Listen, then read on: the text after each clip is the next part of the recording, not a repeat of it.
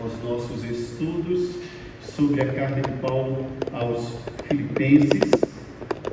Hoje, no capítulo 4, versos 8 e 9.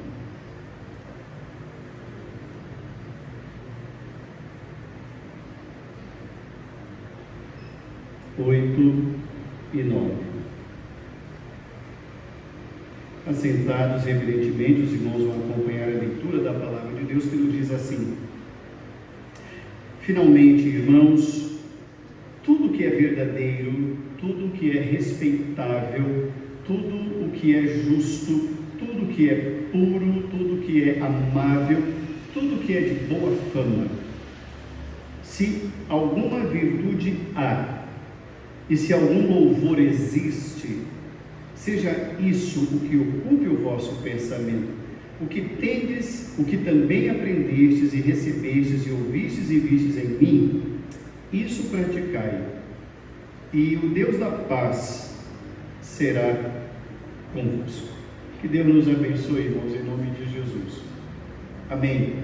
A mensagem de hoje, irmãos, tem como tema controlando os pensamentos. Controlando os pensamentos. E se tem algo que é muito difícil de controlar, é exatamente isso. Por exemplo, nós podemos estar com os nossos corpos aqui, mas a mente pode estar em algum outro lugar, em uma situação que está nos preocupando, ou que já nos preocupou, ou se molhou a casa depois dessa chuvarada toda, como é que vai ser o dia de amanhã. O corpo pode estar aqui, mas a mente pode estar divagando aí nos mais longínquos lugares. Controlar a mente. O contexto desse texto, irmãos, ele é a sequência daquilo que nós estudamos no domingo passado. No domingo passado, os irmãos devem se recordar que a mensagem do apóstolo Paulo para a igreja de Filipos e para nós, no domingo passado, era sobre os perigos da ansiedade. Falamos sobre isso. Então, lá no verso 6, não andeis ansiosos de coisa alguma, e a abordagem foi exatamente sobre isso. Nós estivemos falando no domingo passado que a ansiedade é um sentimento.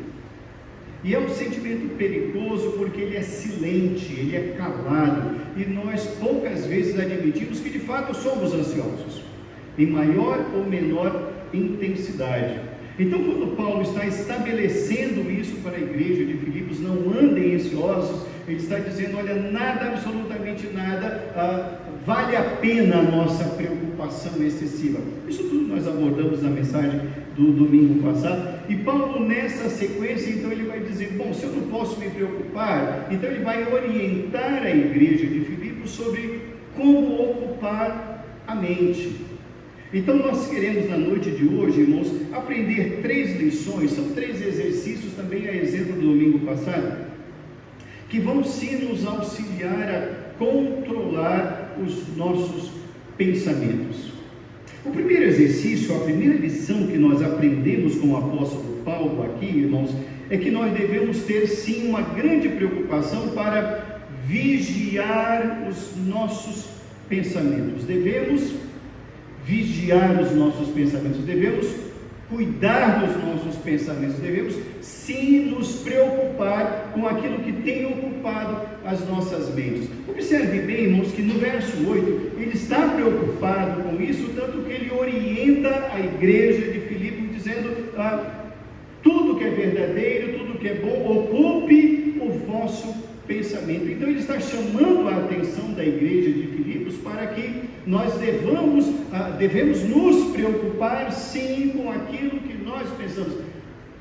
Poucas vezes nós nos preocupamos com os nossos pensamentos e nós deixamos a porta aberta para todo e qualquer tipo de pensamento entrar, e esse é um problema sério. Porque quando nós não cuidamos disso, qualquer tipo de pensamento se instala e controla.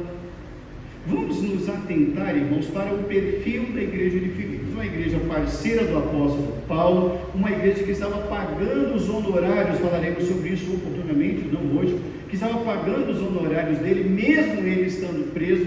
É uma igreja absolutamente parceira, que amava demais o apóstolo, e o apóstolo também amava demais aquela igreja, mas aquela igreja tinha problemas de relacionamentos interpessoais, já vimos isso em outras mensagens. E por que isso?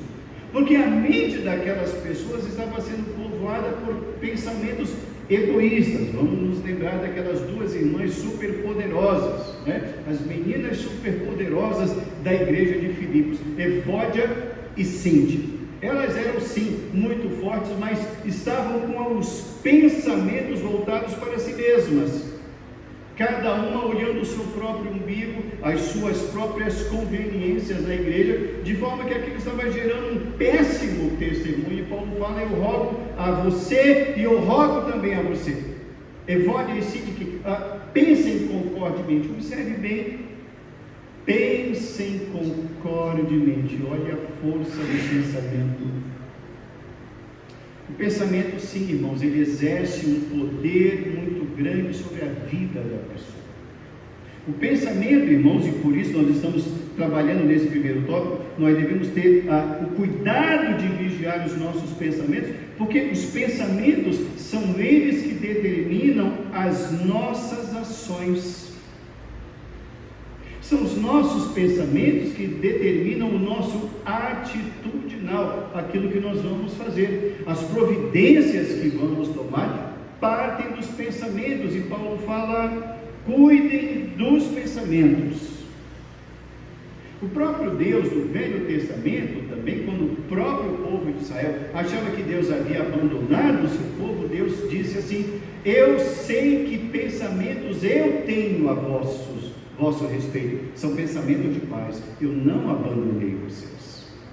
Então observe bem como a mente exerce uma força muito grande sobre o corpo, e Paulo está preocupado com isso, porque Paulo está percebendo que toda a força da igreja de Filipos, toda aquela irmandade estava podendo fugir pelo ladrão, toda aquela força, devido aos pensamentos reinantes nas mentes dos membros da igreja. Então Paulo fala: toma cuidado dos pensamentos, cuide disso. Os pensamentos, irmãos, vão direcionar também não apenas o nosso atitudinal, mas os pensamentos também vão direcionar, vão determinar as nossas emoções. Quanto mais nós nutrimos a tristeza, mais tristes ficaremos. Quanto mais nutrirmos alegria, mais felizes ficaremos. Quanto mais esperança nós nutrirmos, mais esperançosos e otimistas estaremos. Mas quanto mais derrotas nós alimentarmos, mais derrotados estaremos. O pensamento determina também as nossas emoções. Há muitos anos atrás, eu tinha uns 12, 13 anos, por aí, já faz muito tempo, né? Mas eu tinha cabelo naquela época, era magrinho, enfim, outros tempos. Eu inventei de lutar karatê. E eu fui lutar karatê. E eu não quero falar das derrotas que eu tive no karatê, eu quero falar para os irmãos de uma lição que eu aprendi no karatê. No nosso kimono é aquela roupa própria para o karateca. Na parte interna dessa parte, que eu não sei o nome aqui, do kimono, tinha um símbolo da CBK, Confederação Brasileira de Karatê, e embaixo tinha uma filosofia oriental que dizia assim: se você teme perder, já está vencido. Se você teme perder, já está vencido. E o nosso mestre mandava a gente repetir aquela frase e entrar no tatame. Bom, para mim não resolvia muito, eu perdia mesmo, percebi que aquilo não era o meu caminho, logo saí. Mas observe bem o pensamento: se você tem medo de perder, você vai perder. Os pensamentos, irmãos, eles determinam o nosso atitudinal, determinam as nossas emoções E os pensamentos também têm o poder de nortear a nossa adoração. Os pensamentos norteiam a nossa adoração. Devemos tomar cuidado com isso. Que tipo de pensamento vem à nossa mente na hora do culto? Vamos nos lembrar de um exemplo, temos vários a citar nas Escrituras, mas um exemplo bem prático, quando o povo de Israel está saindo do Egito, está em pleno deserto, o líder Moisés está no Monte Sinai, diante de Deus, recebendo as tábuas da lei, e o povo lá com um sentimento de abandono. Quando eles sentem-se abandonados por Moisés, quem está na liderança do grupo lá embaixo é Arão, irmão de Moisés, porta-voz de Moisés. Mas Moisés é o líder, e quando ele está ausente do olhar do povo, o que eles fazem lá embaixo? Eles tomam a decisão de pegar tudo que eles tinham de ouro e fazer um bezerro de ouro. O sentimento de abandono determinou a religião e a adoração deles. O sentimento que nós nutrimos, irmãos, de tristeza e de abandono de Deus, pode nos fazer abandonar a Deus. Por isso que Paulo diz: cuide dos seus pensamentos. Os pensamentos determinam as nossas ações, as nossas emoções e a nossa adoração. Portanto, o primeiro exercício é vigie os seus pensamentos. Segunda lição que nós aprendemos aqui dentro desse texto, irmãos, que Paulo está escrevendo à igreja de Filipos, é que nós devemos ser seletivos em relação aos nossos sentimentos. Devemos ser seletivos. Volte o seu olhar para o verso de número 8. Ora, se nos versos 6 e 7 ele diz: não andeis ansiosos de coisa alguma, então ele vai apontar, ele vai sugerir, ele vai tecer, irmãos, um elenco de sentimentos ou pensamentos que devem povoar, permear e inundar a mente da igreja de Cristo. Então ele vai dizer tudo o que é verdadeiro. Então o compromisso do cristão sempre é com a verdade. Seja a tua palavra sim, sim, não, não. O que disto passar procede do maligno. Nós, como igreja de Cristo, irmãos, nós não podemos ter compromisso com o erro. Por mais que a maioria esteja errada, você não é maioria. Você deve ter, como igreja de Cristo, como ovelha de Cristo, um compromisso com tudo o que é verdadeiro. Por mais que do lado do erro esteja o seu melhor amigo, a pessoa que você mais ama, o seu compromisso deve ser com aquilo que é verdadeiro. Tudo que é verdadeiro. Então, ele está aqui, irmãos, selecionando ideias, para que nós também sejamos seletivos. Tudo que é verdadeiro, tudo que é respeitável. Devemos tomar cuidado, inclusive, com as brincadeiras, que nós julgamos brincadeiras, mas que ferem alguém, que podem ser desrespeitosas com quem quer que seja. Nós não podemos nos valer da proximidade e da amizade para falar qualquer coisa ou pensar qualquer coisa. Podemos afastar pessoas que oram por nós.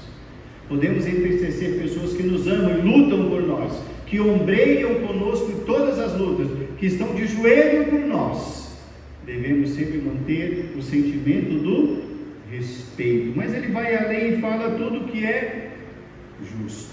Não é aquilo que eu acho, não é aquilo que eu penso, mas o senso de justiça deve permear as nossas ideias.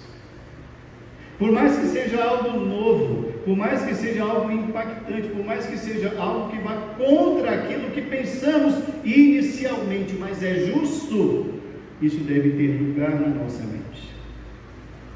Ele prossegue dizendo tudo que é casto. tudo que é puro. Cuidado com as conversas, cuidado com as postagens, cuidado com os comentários. Isso tudo parte da nossa mente. E Paulo vai dizer: pense no que é puro. Não pense mal, pense no que é puro. Ele prossegue e diz tudo aquilo que é amável, amoroso, fraterno, dócil, gentil. Observe bem, irmãos, que uma mente que começa a trabalhar com esses valores é uma mente leve, é uma mente cristã. Porque, na verdade, irmãos, tudo isso aqui são atributos do próprio Cristo, são atributos de Jesus. Ele prossegue e diz tudo que é de boa fama, tudo que produz coisas boas. Fama é conhecimento bom, tudo aquilo que diz bem. Coisas assim, irmãos, devem se permear não apenas as nossas mentes, mas deve permear também as nossas conversas. A Bíblia nos fala, irmãos, que não pode uma fonte, a mesma fonte, jorrar o que é doce e o que é amargo. A Bíblia também nos diz: seja a vossa palavra temperada com sal, não temperada com pimenta, mas o salzinho. Depois ele vai estar dizendo: se existe algum louvor, algo proveitoso, algo ideal, algo de boa fama mesmo, seja isso que vai ocupar o vosso pensamento. Precisamos entender aqui, irmãos, que Paulo está estabelecendo esse elenco de virtudes ou de pensamentos, mas não apenas isso, coisas tais, coisas semelhantes a isso. Então ele está dizendo para a igreja de Filipos e a nós na noite de hoje: sejam criteriosos com aquilo que vai entrar na sua mente, e não permita que sentimentos divergentes desses, sentimentos divorciados destes, ocupem a mente. Diga não. Precisamos aprender a ser, sim, irmãos, seletivos com aquilo que pensamos. Precisamos aprender, sim, irmãos, a ser criteriosos. Fazendo isso, irmãos, não haverá tempo para nós nos divagarmos em lamentações, gastar tempo em lamúrias, reclamações ou murmurações, porque nós estaremos pensando, ocupando a nossa mente com tudo aquilo que é bom. Então, o que nós estamos aprendendo até agora sobre controlar os pensamentos: eu preciso cuidar, porque eu preciso vigiar os pensamentos. E a segunda lição: eu preciso ser criterioso, eu preciso ser seletivo com os meus pensamentos. Uma terceira lição que o apóstolo Paulo está nos ensinando, irmãos, sobre controlar os pensamentos é: devemos seguir bons exemplos de homens piedosos. Devemos procurar seguir bons exemplos de homens piedosos. Volte o seu olhar para o verso 9. O verso 9, o apóstolo Paulo, falando à igreja de Filipos, diz: o que também aprendestes e recebestes e ouvistes e vistes em mim, isso praticai, e o Deus da paz será convosco. O que estava ocorrendo na igreja de Filipos, por mais virtuosa que aquela igreja fosse, divergências e desentendimentos nos relacionamentos interpessoais. O que faltava àqueles irmãos, o que faltava àquela igreja? Paz. Havia muita ansiedade, havia muita briga de ego, havia muito cacique para pouco índio naquela igreja, disputas de poder, um querendo ser maior do que o outro. E Paulo fala: parem, a mente de vocês está tomada por sentimentos que nada tem a ver com Cristo. Não espelha o nosso Senhor esse tipo de sentimento. E as nossas ideias devem ser permeadas por tudo aquilo que Cristo propriamente é. Por isso que a própria palavra de Deus nos diz: assim brilhe também a vossa luz diante dos homens. Então, como que a igreja vai brilhar se os sentimentos são de porfia, ciúmes, disputas e brigas pelo poder para saber quem era o maior? Jesus Cristo nunca tolerou isso, nem mesmo dentre os seus discípulos. Havia uma discussão entre os discípulos, irmãos. No corpo discipular também havia essa disputa por quem iria ser o maior. Os evangelhos nos davam que uma certa feita Jesus estava caminhando com os seus discípulos, indo à frente, e os discípulos atrás, num bate-boca, um pá daqui, pá de lá. Jesus Cristo para a conversa, olha para trás e fala: vocês estão discutindo sobre o que mesmo? E eles então são pegos de surpresa e dizem: não, Senhor, quem é o maior aqui entre nós? E Jesus falou: é isso que preocupa vocês? Quem quiser ser o maior, seja aquele que sirva. Vocês vão ter que aprender assim. O maior não manda, o maior serve. Por isso que ele vai lá em João capítulo 13 lavar os pés dos discípulos, antes de ele ser levado para a prisão e depois à cruz. E quando ele lava os pés dos discípulos, ele fala muito claramente: vocês entendem o que eu acabei de fazer? Assim como eu vos dei o exemplo, para que como eu vos fiz, fazei também vós uns aos outros. O sentimento é o mesmo, somos todos servos. Na igreja de Filipos tinha mais cacique do que índio. Naturalmente que aquilo não ia caminhar. E Paulo se preocupa, Paulo pastoreia aquela igreja dizendo: gente, existe muita gente boa para a gente imitar. E Paulo não coloca, irmãos,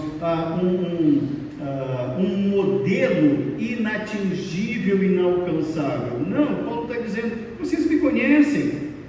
Não que eu seja o modelo, mas comecem por aqui. O alvo é Cristo, é lógico que é Cristo. O modelo não é Paulo, mas existe, irmãos, uma série de homens que Deus levantou, homens e mulheres comuns como você e eu, que Deus, pela sua infinita misericórdia, foi transformando e ensinando no meio do fogo. Muitas mulheres receberam muitas graças da parte de Deus, e Deus as abençoou grandemente por meio de Cristo Jesus e por obra do Espírito Santo de Deus. A carta aos Hebreus, a partir do capítulo 11, indo até o capítulo 13, os irmãos vão observar ali quantos homens de Deus, do Velho Testamento, do Novo Testamento, e outros que nem na Bíblia estão citados, que o autor diz assim: homens dos quais o mundo não era digno. Nós precisamos, irmãos, sim, imitar coisas boas de homens piedosos. Temos muitos exemplos. Um dos grandes homens que eu muito admiro, irmãos, George Miller. Depois os irmãos poderão consultar a biografia de livros acerca desse homem. George Miller foi um dos maiores homens que Deus usou na Inglaterra, um homem de uma piedade impressionante. Ele leu a Bíblia mais de 100 vezes, e mais de 80 vezes dessas 100 vezes de joelho. Cuidava de um orfanato sem ter um salário sequer, sem ter uma moeda sequer, mas nunca faltou nada ao orfanato nem às crianças que ali estavam internadas. Uma vez, diz a história, ele estava orando e alguém bateu a porta. Era uma das mulheres que ajudavam no cuidado das crianças. Isso já era noite. E ela disse: reverendo, nós não temos 1 litro de leite sequer para as crianças amanhã. Ele respondeu para ela: o amanhã não chegou, vá dormir. Mas nós não temos leite. Você já disse isso, vá dormir. Ele não dormiu, ele passou aquela madrugada inteira orando ao Senhor. Ele não pregou por ele, durante a madrugada, um caminhão. Naquela época, os caminhões faziam entrega de leite nos litros de vidro de leite. Um caminhão na vizinhança, nas cercanias do orfanato de George Miller, simplesmente alguém deu o endereço errado daquela entrega de leite, um caminhão inteiro. E eles simplesmente não podiam voltar para o laticínio com aquela entrega. Eles bateram aquela porta porque era o único lugar que tinha uma luz acesa de uma candeia lá no alto. Era o quarto dele, ele estava lá orando. O motorista e o ajudante bateram a porta e disseram: olha, se vocês precisam de leite, eu estou com um caminhão aqui que eu não posso voltar para o laticínio. E ele disse: é aqui mesmo. George Miller, guarde esse nome, pesquise. A igreja precisa, irmãos, de bons referenciais. A igreja de Filipos tinha ali em Paulo um grande referencial. A quem nós estamos imitando? Paulo diz no verso 9: vistes em mim tudo que vocês viram. Olha o meu procedimento, olha como eu tenho andado. Fazendo esse mínimo que eu faço, diz Paulo, o Deus da paz estará conosco. A igreja precisa de referenciais, bons referenciais. Temos vivido, irmãos, décadas terríveis na igreja evangélica. Nesses últimos meses, então, brigas por poder nas mais diversas igrejas têm envergonhado o Evangelho de Jesus Cristo. A igreja precisa de referenciais. A igreja de Cristo precisa de referenciais. Irmãos, o nosso maior referencial é o nosso Senhor, é o nosso Salvador Jesus Cristo. Ele é a estrela da manhã. Ele é o Senhor da igreja. Além dele, tantos outros homens bons, piedosos, resignados, entregaram suas vidas ao Senhor da igreja, sofrendo e sofrendo terrivelmente, a despeito de todas as coisas, mas foram fiéis até a morte. Paulo está dizendo: vocês precisam olhar para esses homens piedosos. Para quem temos olhado? Para quem a igreja brasileira tem olhado? Para os empresários do púlpito? Esses são os referenciais? Meus não são. Para quem a igreja evangélica brasileira tem olhado? Para os animadores de auditório? Meus não são. A igreja evangélica brasileira, a igreja de Cristo, precisa sim olhar para os referenciais de homens piedosos e poderosos. Não nos faltam modelos, não nos faltam exemplos, não nos faltam nomes, falta querer.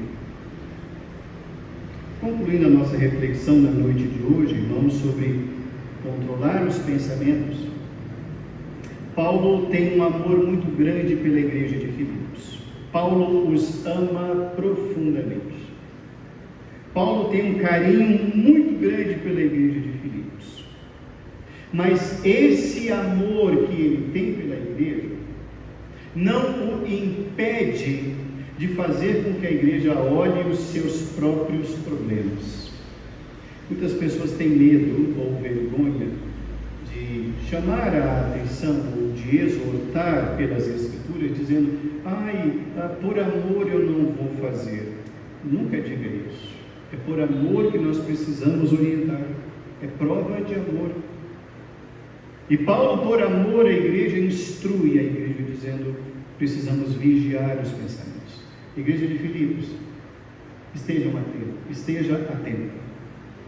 Vocês estão dando vagas para outros pensamentos que nenhum deles é bom. Vocês precisam aprender a ser seletivos e eu vou ajudá-los. Vejam este elenco de sentimentos. Está aqui, são semelhantes a esses? Ótimo.